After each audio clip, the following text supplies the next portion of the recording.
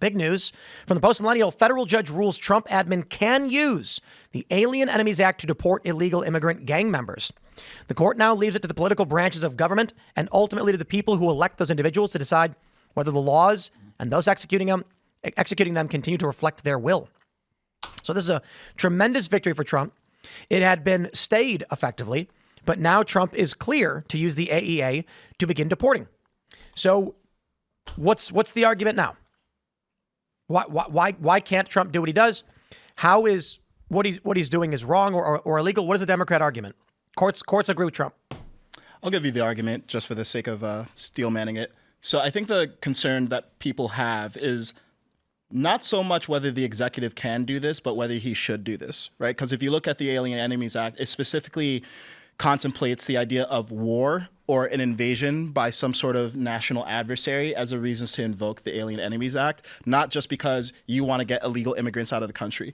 Now, I would counter that the way that Trump is looking at this is, okay, Tren de Aragua and some of these gangs, they're actually sponsored by the Venezuelan government and Maduro. So that would be the reason why he calls it an invasion. But they don't have to be governmental. The Alien Enemies Act covers any organized group. Any organized group, but it's like a nation-sponsored one. So it's an interpretive act at the end of the day, and the concern is how he is choosing to interpret. That said, I think it's healthy to just say, hey, this is actually not the role of the judiciary to decide what the interpretation the executive branch applies to acts like this should be. Because if we do that, then what we have is a bunch of unelected judges deciding what the executive branch's policy should be. And that's just not sustainable, whether you like the executive branch or not. And the check on the executive branch is supposed to be voting, not judges blocking everything that they do because of policy disagreements. So I think there's a healthy check on the judiciary, and we have it. It's long overdue. I think that the laws in our country have been abused for so long. So, for example, illegal aliens have been abusing our laws and abusing our ways of deporting them. Democrats have also been obstructing different laws in the way that we are trying to deport them. So I understand that you think that he's, or at least your argument is saying that he's kind of trying to push the bounds of what this law is saying to try to achieve his goals. But I don't blame him for doing that, given the current political climate and political situation that we're in right now. Illegal immigrants feel free to break the laws of our country. Our executive actions aren't deporting the immigrants such that we don't have the means to do it in our law system. So I think that's why he's resorting to different plans like this. And I mean, frankly, if the ends justify the means here, and this is an effective way of getting Tren de Aragua terrorists out of our country, then it is what it is. Yeah, and I don't disagree. Again, I was proxying the opposite argument. But yeah, I think the concern is just that he keeps things legal. Because what happened is the Democrats basically, it was like a sin of omission, right? Because they just didn't enforce the law, which is essentially illegal to not enforce the law. But it's much more abstract, right? Because how do you address a negative? And then there's sanctuary cities on top of that. So there's so many of these different workarounds where I guess laws don't matter if you're in New York City or LA. Yeah. And I'm glad that he's actually invoking the Alien Enemies Act specifically for violent gangs, because that's the situation where you need to address this. How is he doing this? What am I missing here? If it applies to nations we're at war with or hostile nations, how is he applying it to terrorist organizations? So I think the argument is that Tren de Aragua is state-sponsored gang, and he thinks that Maduro has But we're not at war with Venezuela either. No, but we don't need to be at war. It's only been invoked in times of war, but it also contemplates a national invasion where war is not actually declared. So that's, obviously they went deep in the fucking annals here to find out what kind of clause could they use to deal with this situation. And it speaks to, as you said, Elaad, the fact that we have an environment that has been so disregarding of the law that now we're going back hundreds of years to find laws that we can use to enforce the law. It's ridiculous. The Aliens Enemies Act of 1798. There's so many also different laws on our country's books that if you want to find a law that will help justify whatever political thing that you're trying to achieve, I'm sure you could find it in the hundreds of years of history in our Constitution. And then again, it feels as though so many different people in our political class aren't even following the laws. Okay, it isn't only nations. So that's why I was confused, because I thought that it could be any invasion. So it says, be it enacted enacted by the Senate and House of Representatives of the United States of America and Congress assembled, that whenever there shall be a declared war between the United States and any foreign nation or government, or any invasion or predatory incursion shall be perpetrated, attempt, or threatened against the territory of the United States by any foreign nation or government, and the President of the United States shall make public proclamation of the event, all native citizens, denizens, or subjects of hostile nations or government, being males of the age of 14 years upwards, who shall be within the United States and not actually naturalized, shall be liable to be apprehended, restrained, secured, and removed as alien enemies. It is, let's see, it's interesting. I guess the interesting interpretation is it says whenever there's a war or any invasion or predatory incursion is perpetrated. I think the fact that it's the phrase or the wordage, predatory invasion or that really does classify what's going on. The federal government, the Biden administration really just it just ignored the law.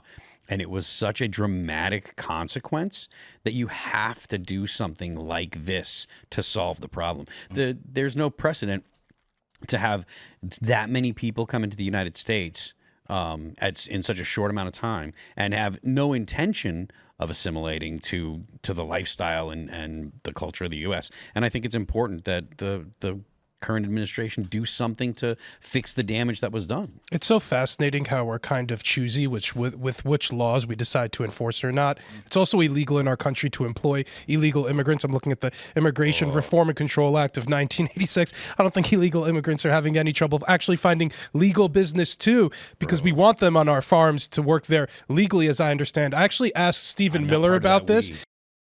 And he said that, we're actually we're doing a lot more white work site enforcement.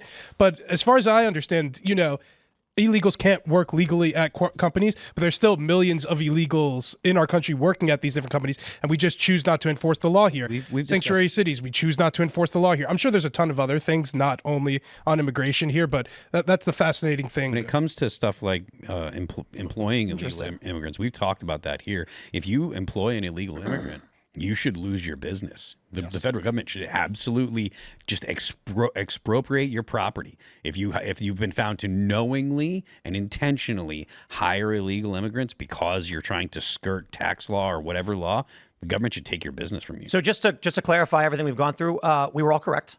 The arguments, as you're saying, Kaizen, is that these people are state-sponsored. Venezuela is effectively releasing them from the prisons and then sending them our way, which constitutes an incursion or predatory invasion. It doesn't need to be that we are declared at war with Venezuela, just that Venezuela is sponsoring an incursion or predatory invasion, which Trump has declared, and that's why the court has ruled this does align with the Alien Enemies Act.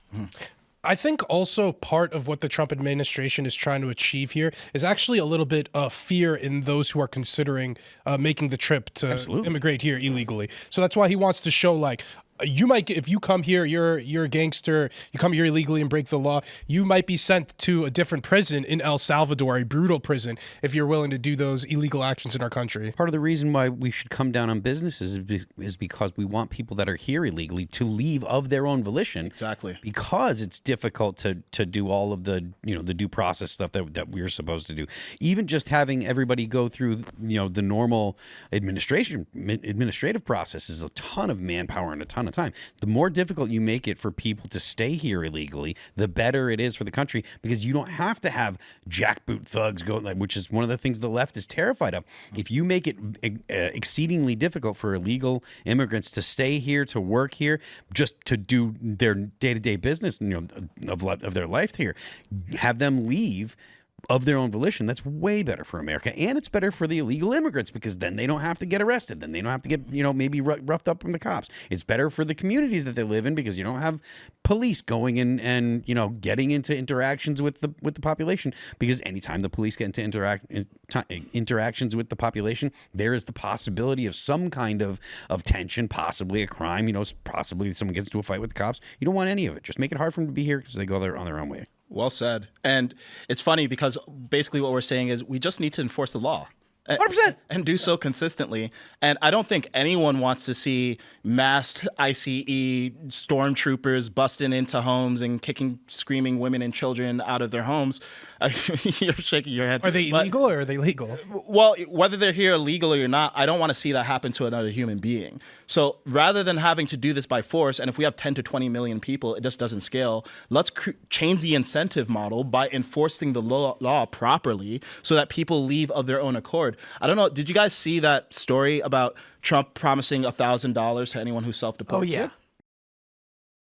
Right? Yeah. Yeah. Once you're gone and confirmed to be in your home nation, they deposit $1,000. I love that. Now, $1,000 is probably not enough, but if it costs us $17,000 to do this by force, and it costs us less than $17,000 to incentivize someone to just leave of their own accord on their own timing to a country of their choice, let's do that so that we can have a situation where, yes, we're treating people humanely, and we're also sustaining the community that people want to come to. Because the reason that they want to come here is because we enforce the law, and that's why America's great. We just got to make sure the border is very secure, lest they keep coming back to get $1,000. And also, you know what? If you're in Peru, $1,000 is a whole lot more than $1,000 in the United States. Also true.